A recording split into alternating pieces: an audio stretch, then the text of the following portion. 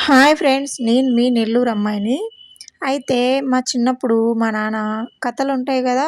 మామూలుగా అప్పుడు ఒక కథలు చెప్తే నిద్రపోయేవాళ్ళం అనమాట. అందులో ఒక కథ మా డాడీ మాకు చెప్పిన కథ. అయితే ఒక ఊర్లో ఇద్దరు అన్నదమ్ములుంటారనమాట. ఆ ఇద్దరు అన్నదమ్ములకి ఇద్దరికీ పెళ్ళిళ్ళయినాయి. ఇద్దరికి పెళ్ళిళ్ళైతే అన్నకి నలుగురు ఆడపిల్లలు, తమ్ముడికి ఒక కూతురు, ఒక కొడుకనమాట. అయితే అన్న ఎప్పుడూ అడవికి పోయి కట్టెలు తెచ్చి అమ్ముకుంటేనే వాళ్ళకి ఆ రోజు పూట గడుస్తదనమాట. తమ్ముడికి కొంచెం ఉన్న ఆవిడే దొరికిందనమాట. అంటే భార్య. దొరికితే వాళ్ళు కొంచెం బానే ఆస్తి ఉన్నోళ్ళనమాట. ఇప్పుడు ఏం చేశారంటే, సరే అని రోజు కట్టెలకెళ్తా తెచ్చుకోవడం, తినటం, బతకటం అలాగా ఉన్నారనమాట. కొన్ని రోజుల తర్వాత ఏమైందంటే పెద్ద సంక్రాంతి పండగనమాట. సంక్రాంతి పండగకి సరే భోగి రోజు ఏం చేశాడు, రేపు కూడా పోయి కట్టెలకెళ్తేనే ఎట్లా, ఈరోజు పెద్ద మోపేసుకుందాము. పెద్ద మోపేసుకొని అప్పుడు ఏం చేద్దామంటే, ఈరోజు అమ్మేసుకొని రేపన్నా పండగ రోజు కదా ఇంటికాడ ఉందాము అని అనుకున్నాడు పాపం. అయితే పెద్ద మోపేసుకొని ఎత్తుకోలేక మీదేసేసుకున్నాడనమాట. మీదేసేసుకుంటే శివుడు, పార్వతి అటునుంచి పోతా మీదేసుకొని ఎవరు లేపేవాళ్ళు లేక, అక్కడి నుంచి ఎవరు హెల్ప్ చేసేవాళ్ళు లేక, అటునుంచి శివుడు, పార్వతి వెళ్తా ఉంటే, స్వామి స్వామి అక్కడెవరో పాపం వాళ్ళు తనకలాడుతా ఉన్నారు, వెళ్ళి హెల్ప్ చేద్దామని మారువేషంలో వచ్చి, ఏం నాయనా ఇంతలా మోపు ఎందుకు మీదేసుకొని పడిపోయినావు అంటే, రేపు సంక్రాంతి కదమ్మా, నాకు నలుగురు ఆడపిల్లలు, నేను కట్టెలు తెచ్చుకుంటేనే బతకగలుగుతాను, లేదంటే బతకలేను.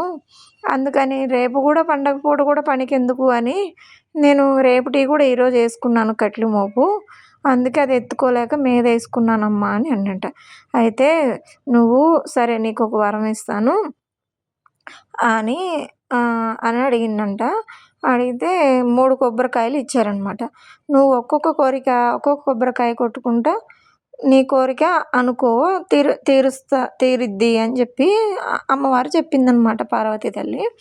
అయితే సరే అని ఇంటికెళ్ళాడనమాట. ఇంటికెళ్ళాక అవునా ఫస్ట్ కొబ్బరికాయ నాకు మంచి ఇల్లు కావాలి స్వామి అని ఒక కొబ్బరికాయ కొట్టాడనమాట. అట్లాగే మంచి ఇల్లు వచ్చిందనమాట. నా పిల్లలు నేను తిన్న తరగని ఆస్తి ధనం ధాన్యం కావాలి అని ఒక కొబ్బరికాయ కొట్టాడంట. అలాగే వచ్చిందంట. మూడోది అందరూ బాగుండాలి, అందులో నేను కూడా బాగుండాలి అని మూడో కొబ్బరికాయ కొట్టాడంట. అలాగే అని అయిందంట.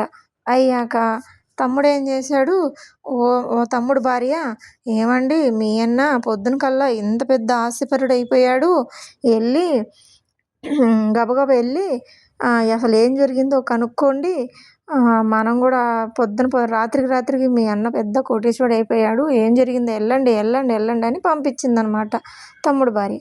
పంపిస్తే అడిగిపోయినాక అన్న ఏమైందన్నా, ఏం సంగతి ఏంటంటే, ఇట్లాంటి సంగతి నేను అడిగిపోయినా కట్టెల మీద వేసుకుంటే శివుడు, పార్వతి అటు నుంచి పోతా నాకు 3 కొబ్బరికాయలు వరం ఇచ్చారు, ఏం కోరుకొని కొడితే అవి నాకు జరిగింది అని చెప్పాడనమాట అన్న తమ్ముడికి. తమ్ముడు ఏం చేశాడు, వచ్చి భార్యకి చెప్పాడు. భార్య ఏం చేసింది, గొడ్డలు తీసుకొని నువ్వు కూడా వెళ్ళి అడవికి వెళ్ళి నువ్వు వెళ్తావా వెళ్ళవా అని చెప్పి పంపించిందనమాట భార్య. పంపిస్తే అన్న ఇంత మోపు వేసుకుంటే తమ్ముడు ఇంకా అంతకు డబుల్ మోపు వేసుకొని మీద వేసేసుకొని పడిపోయింది అనమాట. అయితే శివుడు, పార్వతి అటు నుంచి పోతా మళ్ళీ ఇటు నుంచి వస్తూ ఉంటే, మళ్ళీ ఎవరో స్వామి ఎవరు అటు పడారు చూద్దాం పా అని చెప్పి అని వేదాపకారం మళ్ళీ వచ్చి అడిగారంట. నాకు 10 మంది పిల్లలు, నా పిల్లలు నేను ఈ కట్టెలు అమ్ముకుంటేనే బతుకుతాను, లేకపోతే బతకలేను అని చెప్పిండనమాట.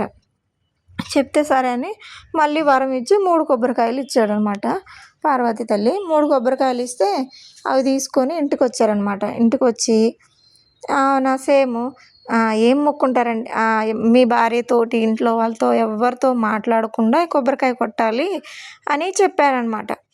సరే అని ఈయన వచ్చి స్నానం చేసి కొబ్బరికాయలు తెచ్చి దేవుడి రూమ్లో పెట్టిన కానీ చాలా ఆవిడ ఏం మొక్కుంటారండి అనుకుంటా అడుగుతూనే ఉందన్నమాట భార్య.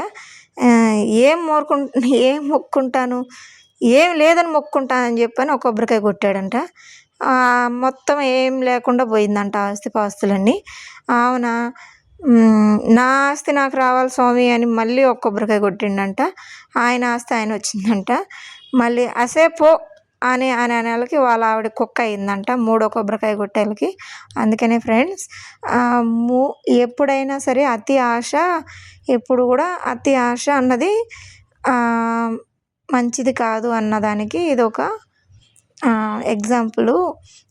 ఓకేనా ఫ్రెండ్స్, బాయ్.